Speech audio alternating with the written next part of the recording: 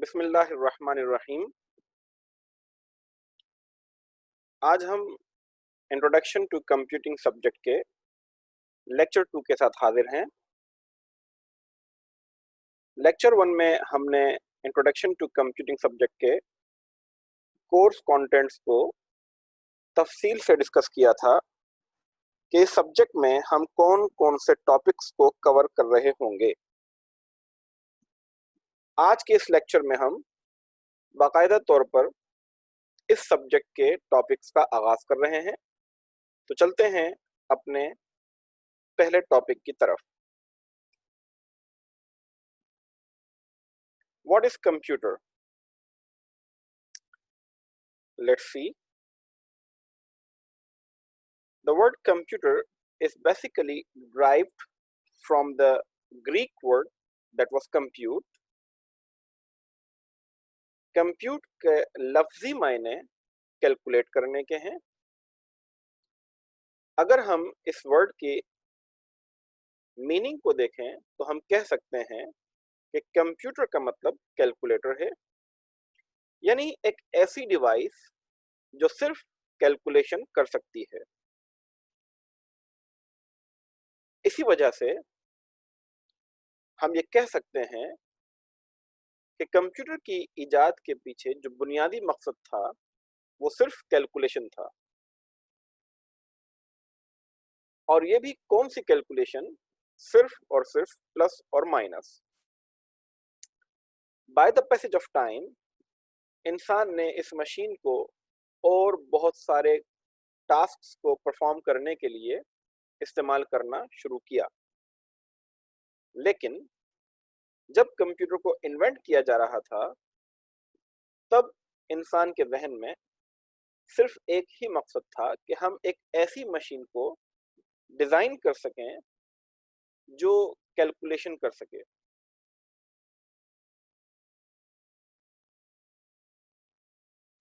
लेकिन आज के दौर में जैसे मैंने कहा कि कंप्यूटर सिर्फ कैलकुलेशन के लिए इस्तेमाल नहीं हो रहा, बल्कि और बहुत सारे कामों के लिए, मुख्तलिफ टास्क्स को परफॉर्म करने के लिए कंप्यूटर को इस्तेमाल किया जा रहा है। तो क्या अब हम आज के दौर में कंप्यूटर को डिफाइन करते हुए सिर्फ एक कैलकुलेटिंग डिवाइस के तौर पे पेश करें? Of course not. तो हम कंप्यूटर को कैसे डिफाइन कर सकते हैं? Let's have a formal definition. Computer is an automatic electronic device which is used to accept data from user, process it to generate the suitable result with high speed and accuracy. It has the capability to store huge amount of data and it is a multi-purpose machine. अगर आप इस definition पे गौर करें तो इस definition में कुछ words को मैंने हाईलाइट किया है, हम इन पे अभी तफसीली बात करेंगे। सबसे पहली चीज कि computer is an automatic electronic device. सवाल ये पैदा होता है कि हम कंप्यूटर को ऑटोमेटिक डिवाइस कह सकते हैं, डेफिनेशन में लिखा हुआ है, लेकिन अगर हम इन डेप्थ इस कॉन्सेप्ट को समझने की कोशिश करें तो हम कह सकते हैं कि कोई भी मशीन ऑटोमेटिकली काम नहीं कर सकती। ऑटोमेटिक फंक्शनैलिटी से मुराद ये है कि कोई भी मशीन किसी भी ह्यूमन इंटरेक्शन के बगैर या ह्यूमन इंटरवेंशन के बगैर इटसेल्फ किसी भी टास्क को परफॉर्म करे। लेकिन अगर गौर किया जाए तो कोई भी मशीन जिसे हम ऑटोमेटिक कहते हैं, दरअसल वो उन्हीं इंस्ट्रक्शंस को फॉलो कर रही होती है जो किसी ह्यूमन की तरफ से उसमें फीड किए जाते हैं।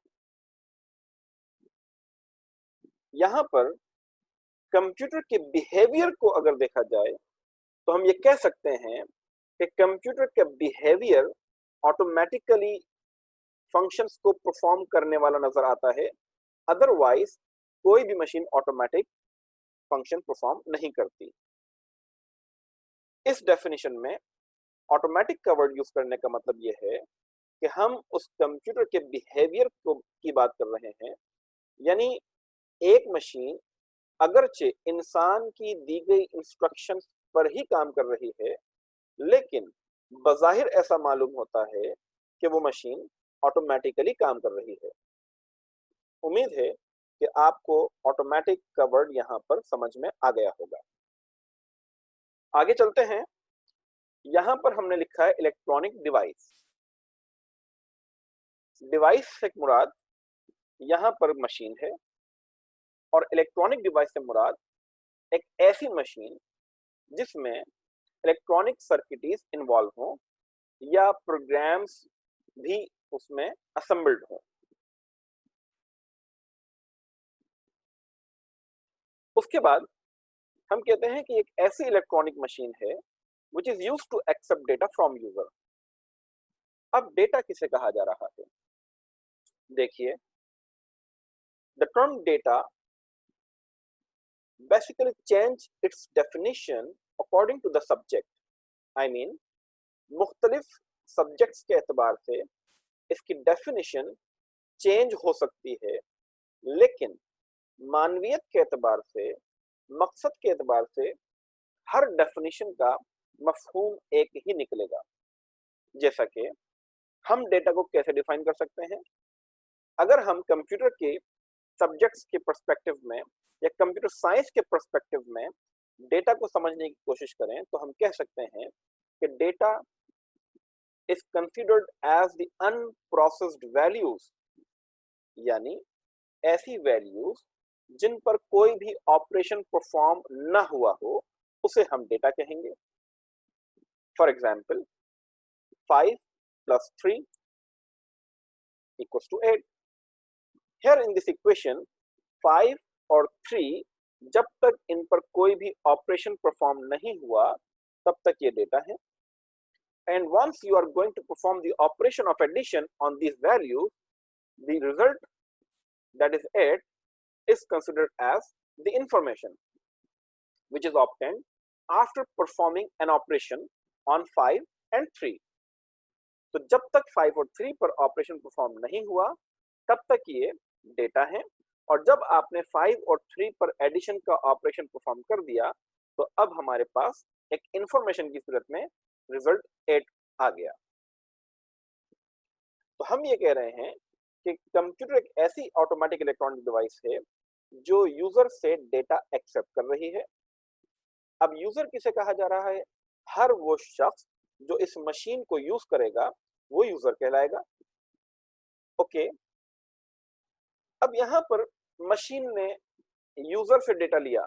सवाल ये पैदा होता है कि आखिर उस मशीन ने यूजर से डेटा क्यों लिया? तो इसका सिंपल सा जवाब है कि उस डेटा को प्रोसेस करने के लिए, जैसा कि आपको अभी लास्ट एग्जांपल में मैंने यहाँ पर बताया कि 5 और 3 को जब आपने कंप्यूटर में इन किया और उस पर कोई प्लस का ऑपरेशन परफॉर्म किया, तो ये प्लस का ऑपरेशन परफॉर्म करना किसकी रिस्पॉन्सिबिलिटी है? मशीन की। कौन सी machine? Right now we are talking about computer. तो कंप्यूटर उस 5 और 3 पर प्लस का ऑपरेशन परफॉर्म करेगा और उस ऑपरेशन परफॉर्म करने के अमल को हम प्रोसेसिंग कहते हैं।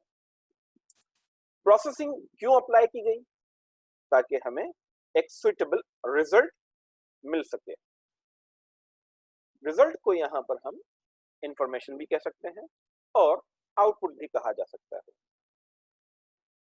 अब कंप्यूटर ने जो ये काम किया, यानी यूजर से डेटा लेना, उस पर ऑपरेशन परफॉर्म करना और आउटपुट जनरेट करना, ये कंप्यूटर ने जो काम किया है, दुनिया की कोई भी मशीन हो, चाहे वो इलेक्ट्रॉनिक मशीन हो या वो कोई मैनुअल मशीन हो या वो कोई इलेक्ट्रिकल मशीन हो, हर मशीन इसी मैकेनिज्म पे काम करती है कि पहले उसको कोई ना कोई इनपुट दिया जाएगा, उस इनपुट के नतीजे में कोई ना कोई प्रोसेसिंग अमल में आएगी और उस प्रोसेस के अगेंस्ट कोई ना कोई रिजल्ट हमें मिल जाएगा। मिसाल के तौर पे आप एक बाइसाइकिल चला रहे हैं जब आप बाइसिकल के पैडल पर फोर्स अप्लाई करते हैं, दैट इज इनपुट। बाइसिकल का व्हील रोटेट होना, दैट इज प्रोसेसिंग। और ट्रैवल कवर करना, आई मीन डिस्टेंस कवर करना, दैट इज आउटपुट। साइकिल का चल जाना, डिस्टेंस का कवर होना, दैट इज आउटपुट। इस तरह से आप बहुत सारी एग्जांपल्स को ले सकते हैं। इसका मतलब ये हुआ कि अगर हम इस डेफिनेशन को यहीं तक महदूद रखें तो हम ये कह सकते हैं कि दुनिया की कोई भी मशीन जो इसी मैकेनिज्म को फॉलो करती है, वो मशीन कंप्यूटर के मुकाबले में कतन मुख्तलिफ नहीं है। क्यों? क्योंकि कंप्यूटर भी यही काम कर रहा है और दीगर मशीन भी यही काम कर रही है। तो फिर हम कंप्यूटर को दीगर मशीनों से किस तरीके से डिफरेंशिएट कर सकते हैं, उसके लिए हमने यहाँ पर अपनी डेफिनेशन में कुछ चीजें ऐड की हैं। वो ये कि कंप्यूटर जो यूजर से डेटा ले रहा है, उसको प्रोसेस कर रहा है, और जो सुटेबल रिजल्ट हमें प्रोवाइड कर रहा है, ये सारा काम कंप्यूटर हाई स्पीडीली कर रहा होता है और विद एक्यूरेसी कर रहा होता है। सवाल ये पैदा होता है कि ये स्पीड और एक्यूरेसी से क्या मुराद है। इसका जवाब हम थोड़ी देर में आगे चलकर अपने इसी वीडियो लेक्चर में देंगे। It has the capability to store huge amount of data. It means कि आप कंप्यूटर में ह्यूज अमाउंट ऑफ डेटा को स्टोर भी कर सकते हैं। और it is a multipurpose machine, यानी एक ऐसी मशीन है जिसकी मदद से आप मुख्तलिफ टास्क को परफॉर्म कर सकते हैं। ये बात जहन में रखिएगा, मैं यहाँ पर मल्टीपर्पज की बात कर रहा हूँ, मल्टीटास्किंग की नहीं। मल्टीपर्पज और मल्टीटास्किंग में फर्क है। मल्टीटास्किंग का मतलब ये होता है कि एक ही वक्त में मल्टीपल टास्क को परफॉर्म करना, और मल्टीपर्पज से मुराद ये है कि मुख्तलिफ किस्म के टास्क को परफॉर्म करना। इसको आप इस तरीके से समझिए कि आप किसी भी एक मशीन को अपने जहन में तस्वीर कीजिए। फॉर एग्जाम्पल, हम एक वॉशिंग मशीन की मिसाल ले लेते हैं। वॉशिंग मशीन का अल्टीमेट ऑब्जेक्टिव कपड़ों को वॉश करना है, लेकिन क्या आप उस वॉशिंग मशीन की मदद से पानी ठंडा कर सकते हैं? क्या आप उस वॉशिंग मशीन की मदद से कपड़ों की स्टिचिंग कर सकते हैं? क्या आप उस वॉशिंग मशीन की मदद से फूड कुक कर सकते हैं? आपका जवाब होगा यकीनन नहीं। लेकिन अगर हम कंप्यूटर की बात करें तो कंप्यूटर डिफरेंट पर्पसेस को सर्व कर रहा है। जैसा कि अगर आप चाहते हैं कि आप कंप्यूटर पे सॉन्ग सुन सकते हैं, आपको गेम्स खेलने हैं, आप कंप्यूटर की मदद से गेम्स खेल सकते हैं। अगर आपको डॉक्यूमेंटेशन करनी है तो कंप्यूटर आपको फैसिलिटेट करता है। अगर आपको कैलकुलेशंस करनी है, आप कंप्यूटर के थ्रू कैलकुलेशंस को परफॉर्म कर सकते हैं। अगर आप कम्युनिकेट करना चाहते हैं किसी से, तो कंप्यूटर आपको कम्युनिकेशन की फैसिलिटी भी प्रोवाइड करता है। ये डिफरेंट पर्पसेस एक ही मशीन की मदद से सर्व हो रहे हैं, लेकिन दुनिया में और जितनी मशीन्स हैं एक्सेप्ट कंप्यूटर, वो किसी एक पर्पस को ही सर्व कर रही होती है। तो ये एक हमारी प्रॉपर डेफिनेशन हो सकती है कंप्यूटर के हवाले से। Let's move forward. इसमें जो चीजें रह गई हैं लाइक हाई स्पीड, एक्यूरेसी और ह्यूज अमाउंट ऑफ डेटा, मैं इस पर भी आगे चल के बात कर रहा हूँ। Let's have a look over the characteristics of computer. Number 1, automatic, जिस पे मैं आपसे अभी ऑलरेडी बात कर चुका हूँ तफसील से। Speed, computer can perform data processing jobs very fast, usually measured in microseconds, nanoseconds and picoseconds. देखिए, अगर हम कंप्यूटर को एक कैलकुलेटिंग डिवाइस के तौर पे ट्रीट करें तो हमारे पास कैलकुलेटर के नाम से ऑलरेडी एक डिवाइस एग्जिस्ट करती है। और अगर हम कैलकुलेटर में कोई भी कैलकुलेशन परफॉर्म करते हैं तो वो भी बहुत स्पीडली परफॉर्म होती है। तो हम ये कैसे कहें कि कंप्यूटर की स्पीड कैलकुलेटर के मुकाबले में कहीं ज्यादा है? आइए एक छोटी सी एग्जांपल लेते हैं। हम अगर कैलकुलेटर पे 4 इंटू 3 का ऑपरेशन परफॉर्म करें तो रिजल्ट 12 आएगा और फौरी तौर पे आ जाएगा। लेकिन अगर यही कैलकुलेशन हम 4 इंटू 3 कंप्यूटर पे करें तो भी रिजल्ट हमें फौरन ही मिल रहा है। मगर हम ये कह रहे हैं कि कंप्यूटर इस ऑपरेशन को कहीं ज्यादा फास्टली प्रोसेस कर सकता है। आखिर इसके पीछे वजह क्या है? इसके पीछे जो बेसिक वजह है वो कंप्यूटर की प्रोसेसिंग स्पीड है। कंप्यूटर का जो प्रोसेसर है वो 1 सेकंड के अंदर ट्रिलियंस ऑफ माइक्रो ऑपरेशंस को परफॉर्म करने की एबिलिटी रखता है विद इन 1 सेकंड। इसी वजह से हम ये कह सकते हैं कि speed is one of the most important characteristic of computer. Accuracy, अभी आपके सामने मैंने कैलकुलेटर और कंप्यूटर को कंपेयर किया। अब इस एक्यूरेसी के पर्सपेक्टिव में भी हम कंप्यूटर और कैलकुलेटर को कंपेयर करके देखते हैं। लेकिन उससे पहले हमें समझना होगा कि एक्यूरेसी है क्या। Accuracy of a computer is consistently high and the degree of its accuracy depends upon its design. Computer errors caused due to incorrect input data, यानी एक्यूरेसी से मतलब ये निकाला जाता है कि जो भी ऑपरेशन आप परफॉर्म करेंगे वो बिल्कुल दुरुस्त रिजल्ट ही प्रोवाइड करेगा, इसमें गलती की गुंजाइश नहीं है। और अगर गलती होगी तो उसके पीछे रॉन्ग इनपुट वजह होगा, कंप्यूटर इटसेल्फ उसके लिए रेस्पॉन्सिबल नहीं होगा। यानी अगर आपने इनपुट ही गलत दिया, मिसाल के तौर पे आप कह रहे हैं 2 डिवाइड बाय 4, रिजल्ट आपको 0.5 मिल जाएगा। लेकिन अगर आपने कहा 2 डिवाइड बाय 0, ये किसकी गलती है? आपने इनपुट ही गलत दिया। इसका मतलब ये हुआ कि कंप्यूटर कभी भी गलत रिजल्ट प्रोवाइड नहीं करता जब तक कि उसको गलत इनपुट ना दिया जाए। अगर हम कंप्यूटर के लिए क्लेम करते हैं तो क्या कैलकुलेटर हमें गलत रिजल्ट प्रोवाइड करता है? यकीनन ऐसा नहीं है। तो फिर हम ये किस बेस पे कह सकते हैं कि कंप्यूटर की एक्यूरेसी कैलकुलेटर के मुकाबले में कहीं ज्यादा है? आइए इन दोनों डिवाइसेस को कंपेयर करते हैं। आप सबने कैलकुलेटर यकीनी तौर पर इस्तेमाल किया होगा। कैलकुलेटर में अमूमी तौर पे कोई भी ऑपरेशन परफॉर्म करने की सूरत में जो रिजल्ट अपीयर होता है वो 10 डिजिट्स, 12 डिजिट्स और मैक्सिमम 14 डिजिट्स तक अपीयर होता है। लेकिन कंप्यूटर सिस्टम में एक सिंपल एप्लीकेशन कैलकुलेटर नाम से जो एक एप्लीकेशन मौजूद है कंप्यूटर के अंदर, बिल्ट इन एप्लीकेशन होती है। अगर आप इस कैलकुलेटर में कोई ऑपरेशन परफॉर्म करें तो उसका रिजल्ट 32 डिजिट्स तक दिखाया जाएगा।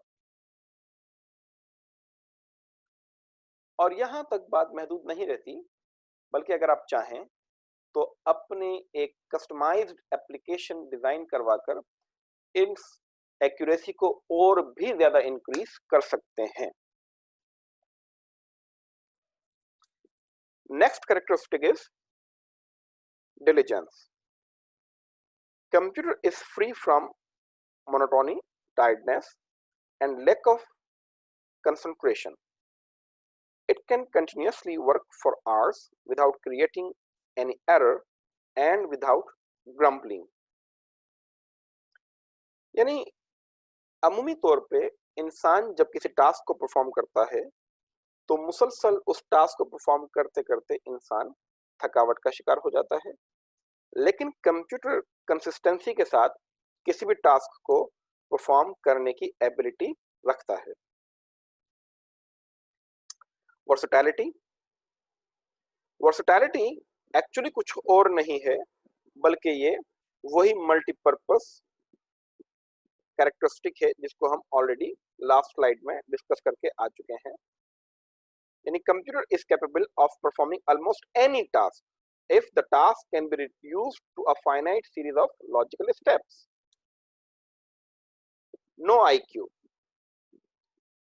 A computer does only what it is programmed to do. It cannot take its own decision in this regard. I mean, computer के पास अपनी कोई जहानत नहीं है कि वो किसी भी टास्क को अपनी मर्जी से परफॉर्म कर सके। हाँ, हम ये कह सकते हैं कि हम कंप्यूटर को मसनूई जहानत तो दे सकते हैं, लेकिन कंप्यूटर अपनी जहानत की मदद से कुछ नहीं कर रहा होता। आप में से अगर कोई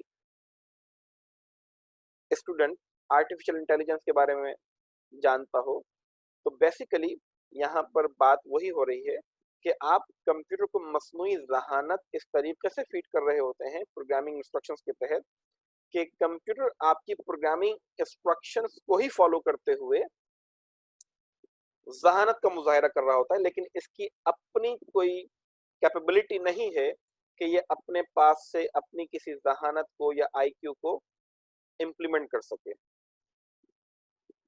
मशीन लर्निंग के फील्ड में भी हम कंप्यूटर को ऐसे एल्गोरिदम्स प्रोवाइड करते हैं कि जिनकी मदद से वो मसनूई जहानत को इस्तेमाल कर रहा होता है। होपफुली ये पॉइंट आपको समझ में आ गया होगा। Let's move forward. Another characteristic of computer is no feelings. Computers are devoid of emotions. Their judgment is based on the instructions given to them in front of programs, in the form of programs that are written by us. यानी computer में कोई feeling नहीं होती, computer में कोई emotions नहीं होते। ये अलग बात है कि हम इस फील्ड में आज भी काम कर रहे हैं कि जिस तरीके से आर्टिफिशियल इंटेलिजेंस कंप्यूटर को प्रोवाइड की जा रही है, वैसे ही आर्टिफिशियल इमोशंस भी कंप्यूटर में प्रोवाइड किए जाएं। High storage, computers can store and recall any amount of information because of its secondary storage capability. It forgets or loses certain information only when it is asked to do so. Computer has the ability to store a large amount of data. आपको मालूम होगा कि computer में एक device है जिसे हम hard disk drive कहते हैं। अमूमी तौर पे ये 1 टेराबाइट 2 टेराबाइट्स की भी आ रही हैं एक कंप्यूटर के अंदर, एक कॉमन सिस्टम में। That is very huge amount of storage capability. Reliability, a computer is reliable as it gives consistent result for similar set of data. If we give a same set of input any number of times, we will get the same result. यानी आप computer पर rely कर सकते हैं कि मैं इसको जितनी मर्तबा भी इनपुट दूंगा ये मुझे वही रिजल्ट प्रोवाइड करेगा। कभी ऐसा नहीं हो सकता कि ये मुझे कोई डिफरेंट रिजल्ट प्रोवाइड कर दे या गलत रिजल्ट प्रोवाइड कर दे। जैसा आप इनपुट देंगे उसी मुनासबत से ये आपको रिजल्ट प्रोवाइड करेगा। That is why it is a reliable device. Now let's talk about the components of computer. We have two major components of computer, that is hardware and software.